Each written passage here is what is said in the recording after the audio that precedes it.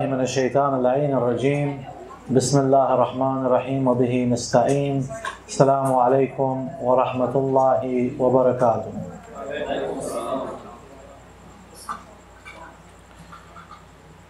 So last week we spoke about death, and I believe that the programming topics were 3 consecutive sessions about death, and then about the world of the grave, and then about resurrection. So we talked a little bit about death the last time. We mentioned that, Allah subhanahu wa ta'ala tells us in the Quran, and just to recap very briefly, نَحْنُ قَدَرْنَا بَيْنَكُمَ الْمَوْتِ وَمَا نَحْنُ بِمَسْبُوقِينَ, that Allah subhanahu wa ta'ala says that He has decreed upon us death, and that He will not be outrun.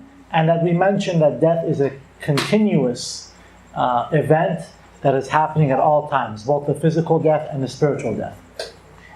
Now, at the time of the physical and final death, where the soul is taken out of the body, that the soul separates from the physical body, people enter into a new realm of existence, which we call Alam al-Barzakh. Alam al-Barzakh. So, what happens, and what is this realm of existence? There is a narration which we have in Furu al-Kafi, and it's from Imam Sadiq alayhi salatu wassalam. And somebody asked the Imam about the time after death. Somebody asked the Imam about dreams. And the Imam said, well, there was a time where humans didn't dream. Then there was a prophet of God who lived at that time, and his people came to him, and they asked him about the life after death. What happens after the death? So they asked, how can we understand it, or how will we process this change? So the Imam said then that the Prophet told them, I will pray to Allah subhanahu wa ta'ala and He will help you to understand. After praying to God, he said then it was at that time human beings began to dream. Or whoever they were. Whether they are the humans that we understand now, or perhaps different humans. In any case, what we understand from this narration is that the dream world, Alam al-Ru'ya, has similarities and is parallel with Alam al-Barzakh, which is the world of the grave. So our first understanding of Alam al-Barzakh and the world of the grave and what happens is a similitude to what we see in dreams. The dream world, Alam al-Ru'ya, the world of vision,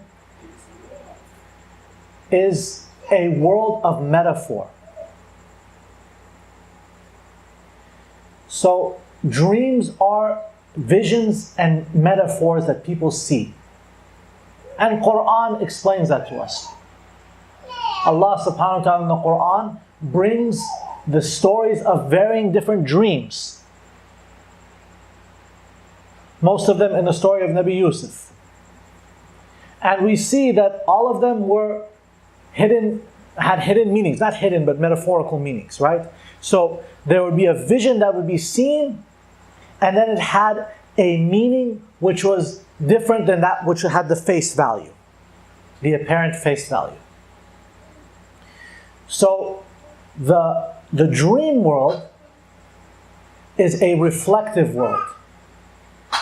When people see dreams, what they're seeing often is metaphor. It is a way for a person to understand varying concepts which are not physical.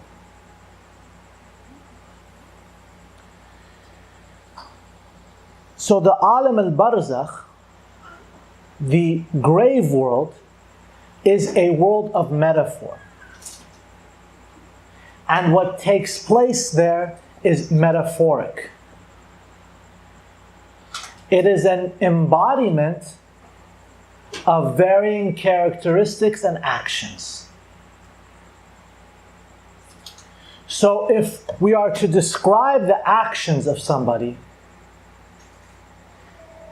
there is a way to illustrate a person's actions through metaphor, through an artistic expression, for example.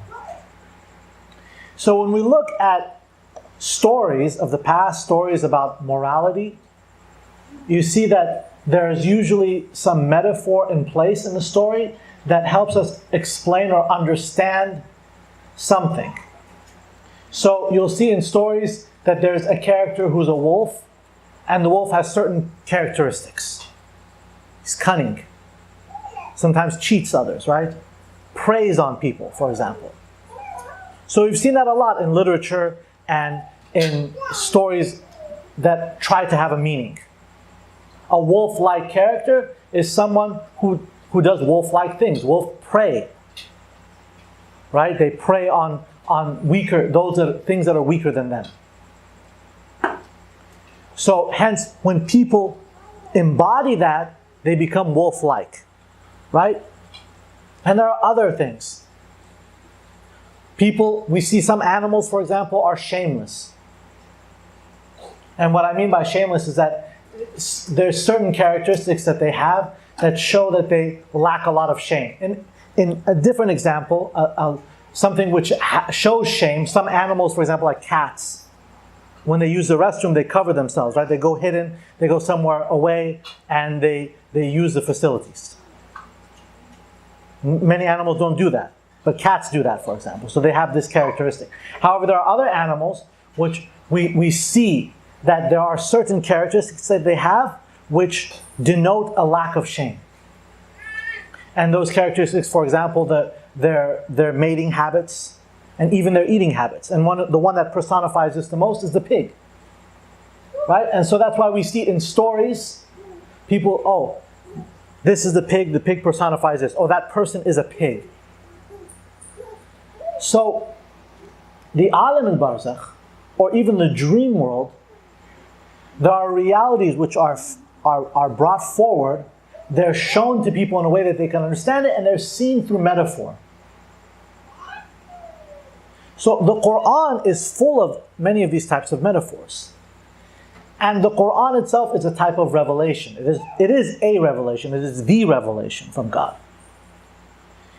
When we talk about revelation, what we're speaking about is the Prophet looking and seeing reality, a deeper reality than the physical reality, and then the words of the Quran are a way for us to understand that reality. There are shades of metaphor within the Quran. It's the same reality, same idea. So, as a person is more detached from that which is physical, and things become more abstract, the way that they are explained is through similitude or metaphor. Actions which a person has in this world that define their characteristics will now become a reality. So they take on a form of reality. And that's why we have these different narrations about people being attacked by animals in the grave, people being attacked by varying insects in the grave, different types of punishments that come to people while they're in the grave. The reality of that is it's the metaphor of their own actions. So when a person dies, they enter into this Barzakh realm. The physical body is gone. The person is no longer living in a physical realm. The punishments that they're facing in Barzakh are not physical punishments. Can't be. If there's no physical body to punish, how could there be physical punishments? They're not. However, the punishments are much more severe than that which is limited to the physical world. Things which are physical are limited in time and space. They have a duration. That which is not physical is not limited by these things. A similitude of the punishment of the Barzakh that you can try to understand is those pains that a person feels in this world which are non-physical. So, non-physical pains which a person endures in this world are usually more severe than the physical ones and much longer lasting. So, for example, somebody could endure some very traumatic physical event, but the time that this lasts is short, relatively short. It's not going to last, for example, 30 years. However, someone can endure a non-physical pain that could last them their entire life and doesn't go away. Hence, the non-physical is much more profound than the physical. It's the same thing with pleasures. Physical gratifications and pleasures, like from eating, for example, are short-lived. Non-physical pleasures and gratifications, which can come in varying different forms, are much longer lasting, much more profound, have a much stronger effect, much more enjoyable, and more sought after if people are in tune to that. So, as the human becomes less physically inclined, or dealing with matters which are less physical or less material, the effect is much deeper and much more profound. When people are alive in this world, they experience these things all the time. And there are pleasures and punishments, or pleasures and pains, that exist with them throughout their entire life. And they can be very, very long lasting. What happens in this world, though, is because of the physical nature of this world, a person is capable of masking many of these things. They are able to busy themselves with the affairs of this physical world, and thus can essentially turn a blind eye to what is going on in the non-physical. And even if you put religion aside, this is something which is known to psychologists. And anyone, even if somebody who doesn't believe in any faith or any God, a person can have deep, quote-unquote, psychological issues, and they will try to find ways to distract themselves from them and not deal with them. The root of these things are spiritual, for sure. But it's the same idea. So a person can distract themselves from this. When a person dies, there's no distraction anymore. It's not possible for somebody to distract themselves anymore. They are left with just that. There is nothing left. After death and a person enters into Barzakh, all that is in front of them is their own characteristics and what they've embodied and what they've brought with them. And there's no distraction in Barzakh. Now, Alam al-Barzakh is a reality which everyone enters into, all people, but the way that they enter into it and the reality that they face from it can be different. And that's based on their own spiritual capacity and their categorization. So we have from the narrations, there are some people amongst the believers, and perhaps even amongst those who are ignorant and they're not believers. The Barzakh can be like a type of paradise for them. So they enter into a realm and they are in a state of bliss, which is very profound, but it's not as good as the Barzakh of or the paradise of the Akhirah. For some others who are believers, but they have issues, So usually the way that this is described is somebody who has sins. This is a simplification. Because there could be somebody who has committed sins, but they've been cleared of everything, even before they enter the Barzakh. See, forgiveness from sins comes from God and only from God, for sure. There's no doubt about that. The reality, though, is it's in the person's hands. Allah subhanahu wa ta'ala has opened the door of tawbah. It takes a lot of effort, but essentially it's not as difficult as people think. The human being makes it difficult for themselves. It takes a lot of effort because our own faith and our own understanding is limited and weak. Oftentimes, in order for somebody to be free of these sins so that they can enter into the Barzakh clean, it's just a matter of a change of perception. If a person is looking at sins as like tally marks and good deeds as tally marks, then getting into the correct mind frame will be very difficult. But if a person is looking at it from the perspective that being in sin is a state of ignorance and anguish, and being out of sin is when I've given myself to Allah subhanahu wa ta'ala, then it becomes much easier. When a person starts to understand that being out of sin is just a state of mind. When a person changes that state of mind, it becomes much easier. So there's this category of people who have sins, they enter into Barzakh, there is punishment for them. The Prophet sallallahu alayhi wa alihi wasallam,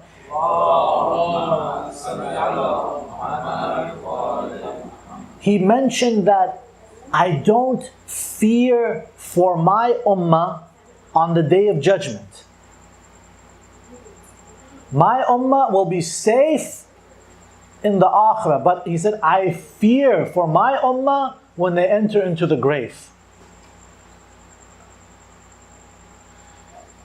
Because when a person enters into the grave and they have these issues that they haven't fixed, they will be fixed. A person will be, these issues will be exorcised from the individual. And that can be a very unpleasant experience. When we talk about the punishment of the grave, it's the rectification of character traits. That's what's really happening. A person who has negative and evil character traits which they've built into themselves, that they haven't repented for, that they haven't turned out, they have to be fixed. No one can enter into the paradise with these characteristic traits. It's just not possible. So they have to be cleansed. The cleansing process in this world is substantially easier than the next world.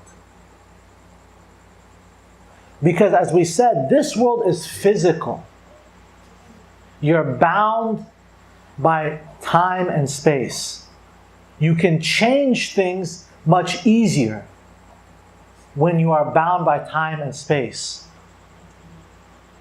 But when those boundaries are taken away, then it's left to a different set of cosmic laws, which can take a tremendous amount of time. We don't know.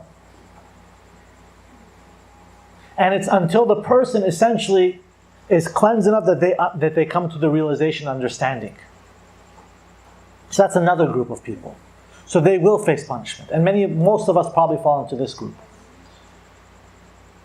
There's other groups than that as well. There are some groups of people who are complete enemies of God. We have some narrations about them. And it says for them, some of them, they will enter into death and it will be like a sleep, and they will wake up in the day of judgment directly in the Jahannam. And there are others who are completely ignorant, who have no spiritual understanding, and for them it said that the Barzakh is like a sleep, and then later they will enter into what's called Arafah. And we'll talk about that, inshallah, the next time, which is a space between Barzakh, essentially, and the Day of Judgment. So there's those people. Death and Barzakh are realities. So for some people, there's some people who are so aware of this existence and of Barzakh and what the real meaning of death is that they've already died. So for them, dying and entering into Barzakh is very easy. It's nothing. They already understand completely. Some people are essentially already living there, although they're here physically. That's what the Prophet talked about.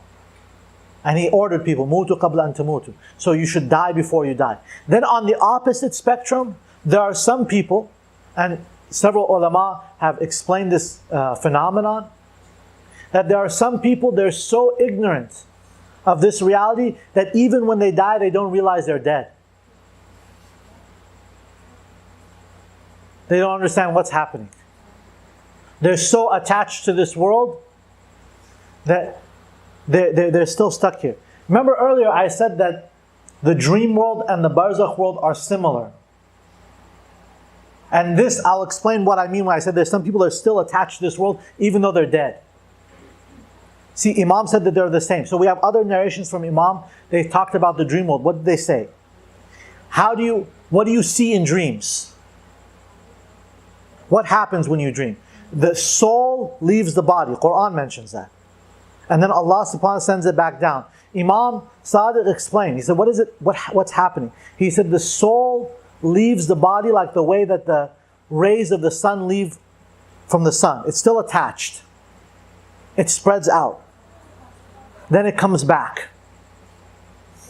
Some people die, as Quran mentions, in their sleep, and Allah just has detached them, essentially. That's it. There's no attachment anymore. But as a person goes out, what do they see? So the Imam said, people see many different dreams. The further those rays go out, Imam says, the more real their dream is. The more reality that they see. That's why for many of us, our dreams are just convoluted nonsense. Because there's no traveling involved.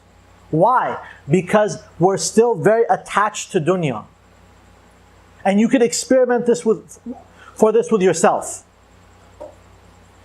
Take some time, for example, a period of few days, weeks, months, and try to focus on akhirah. Make dhikr, pray, and then you'll start to notice your dreams are much more vivid. They're much more profound. You're starting to see many different types of things in dreams. The experience of dreaming changes dramatically. Then if you go back and you're in a state where you're not doing such things, it just goes back to normal, where you see nothing or you just see convoluted dreams. Why? Because the soul is still attached to dunya. It's not going past that point. It's not seeing realities anymore. When people die, they're forced to see the reality. Some people are so blind, as Quran mentions, خَتَمَ اللَّهُ عَلَىٰ قُلُوبِهِمْ وَلَا سَمْعِهِمْ وَلَا أَبْصَارِهِمْ غِشَاوَةٌ, that on their hearts and their eyes and their ears is a covering and they can't see anything. They're completely blind. Summun bukmun umyun, deaf, dumb and blind. So that even when they die, they still don't understand what's happening. So there's even that reality of people. And then, as we said, there's others. There's some that they recognize this right away. They see it now, already here. And they've prepared for death in a very easy manner. Now, Barzakh, there are physical realities to Barzakh. So to give us a more understanding of Barzakh, we have narrations, and this now will start hopefully make more sense. We have narrations, I'm sure many of you have read them, that they mention that there are certain places, it's a paradise. What does that mean? So for example, we have narrations that say that the shrine of Imam Hussein, the ha'ir of Imam Hussein والسلام, is a piece of Illiyin, the highest level of paradise. Or, for example, that the space between the member of the Prophet and his grave in Masjid al-Nabawi is a part of the paradise, part of the garden. Well, you can ask some very fundamental and simple questions. Is the paradise of the Akhirah here on earth? Don't people have to go through a resurrection and then they get resurrected and then there is the paradise, and Quran mentions whoever enters paradise never leaves? Khalidina fiha abada. So they go in there and they stay there forever. This is Quran, very clear. So then that means that this is some other reality. This is the reality of heaven of the Barzakh. And there's also hell of the Barzakh. As we said, our physical actions take a reality, and when we die we see them. It's happening with us right now, parallel to our existence. It's the same thing with certain areas of the earth. The actions that people do in certain places, it's physical, it makes a real reality. A barzakhi reality at the same time. There's a metaphysical reality. That's why, for example, we say, a certain group of people that is mentioned in the Quran, like the people of Nabi Lut, or the people of Nabi Shu'aib, or any of these other prophets, Nabi Saleh, what happened to them? They were destroyed. Why? They created a barzakhi reality which was so severe, it destroyed their physical reality. That's what happened. So there are places on this earth which are the reflection or the metaphoric reality of the barzakhi reality. They're in line with each other. So as we said, for example, the Prophet had told us that there's that space between his member and his grave. It's a part of the paradise. It's a real paradise, but it's a barzakhi reality. The people who die and they leave this world, some of them are taken there. And they're living in a type of paradise. It's there. Same thing with the heart of Imam Hussein. There's also some places which are like hellfire. Prophet has talked about them too. There are different places. Some are outside of Medina, for example, in some narrations. There's narrations about a place in Yemen, for example. But there are others. These are not limited. So the physical and the barzakh, the reality is side by side. So when a person dies, they enter into this reality. And it's a very frightening experience for somebody who is not ready and hasn't prepared themselves and doesn't understand what's going on. It's like when a baby is born. So the baby leaves the womb. That's the only world it knew. Now enters into a new world. It's completely shocked and doesn't understand what's happening. It's crying. It has to relearn everything. What it thought was reality has now changed. And it's the same for human beings. They enter into a completely new realm of existence. They were nurtured in that womb, and then they entered into this world. You're being nurtured in this womb, and you enter into that reality. Even, they say salahur raham, which means like to have good relations with your people, with your family. Raham means womb. And many ulama have explained that this world is itself a womb. You have to have good relations with your interactions here, as this is a womb and you are being nurtured, and then you will exit out. The nurturing is good, and for others the nurturing is terrible.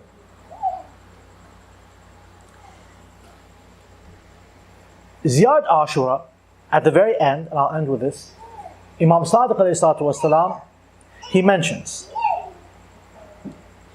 that asking Allah subhanahu wa ta'ala for the shifa of Imam Hussein, Yawm al-Wurud, the day of entering. Entering what? Somebody asked Imam about this. He said, entering the grave.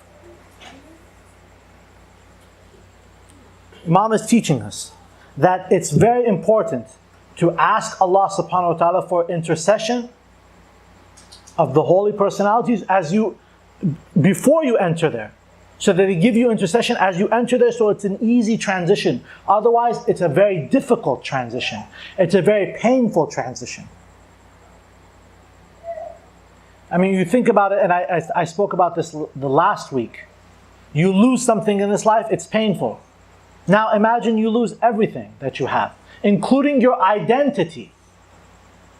Even your identity will be gone. None of that is taken into the grave. Your height, your weight, your age, your name, your nationality, educational background, doesn't matter. None of that. However it is you choose to identify yourself, or as you choose to personify yourself, all that is gone. Material things are gone. Family is gone. All that's left is your characteristics. That's it. Your actions, what you did with them, and how you personified your characteristics. And that's it. There's nothing left. So it can be very painful if you are holding on to these types of things as your reality, your family, your wealth, your education, your physical characteristics, your memories, all these things. This is who you think you are. It's going to be extremely painful because you have to get rid of all of it. None of it is going to come with you. And this is what causes people the most anguish as they enter into this grave. So, take advice from Imam and seek the intercession of the Ahlul Bayt alayhi salatu wasalam. Ask Allah subhanahu wa ta'ala, especially because Imam mentioned specifically Imam Hussein salawatullahi alayhi. Because one of the reasons why Imam Hussein was specifically mentioned is the entire reality of Karbala was about leaving this world, about letting go of all the things which are related to this world and entering into the grave. And that's it. Because all those people, they had to let everything go. There was no space for ego anymore. There's nothing. And they personified this in the most beautiful manner, from the young to the old. And this is one of the reasons why the Imam has recommended that we seek Imam Hussein ﷺ's intercession. And just to understand, when we say intercession, it's not just saying, oh, Abu Abdullah, you intercede for me. It's more than that. It's taking the lesson and then personifying it, analyzing it, understanding it, and then living it. And it has the capacity, the capability to take you and help you on this journey, so that when you enter into the grave, it will become much easier and a much simpler and beautiful transition, instead of something which is difficult. As there is a narration that for some people, the death is extremely painful, and for others, it's like meeting an old friend. And it's a very beautiful experience. Sallu ala Muhammad wa ali Muhammad.